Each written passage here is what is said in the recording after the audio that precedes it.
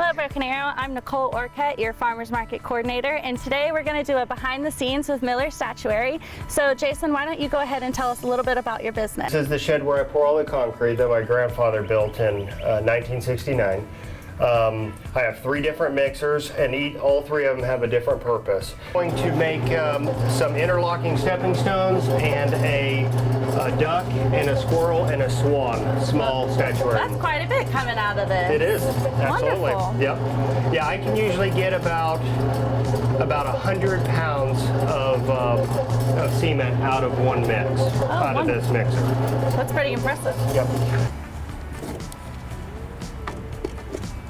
On a day like today, as warm and perfect as it is, for this amount of concrete, it'll only take about 5 to 6 hours for this concrete to be completely cured and ready for me to pull out of this form.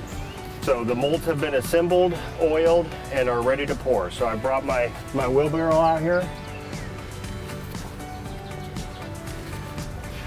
For something this small of an opening, I just use my hand to scoop it in there.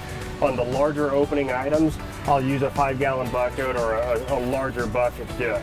So I fill up about halfway. The neck on this particular duck is so thin that I want to make sure that the concrete goes completely to the head on this one. So an hour's passed, and it's ready to be leveled off so that whether this ends up in a bird bath or whether this ends up on a flat surface of any kind, it will also have a flat surface so it'll sit level.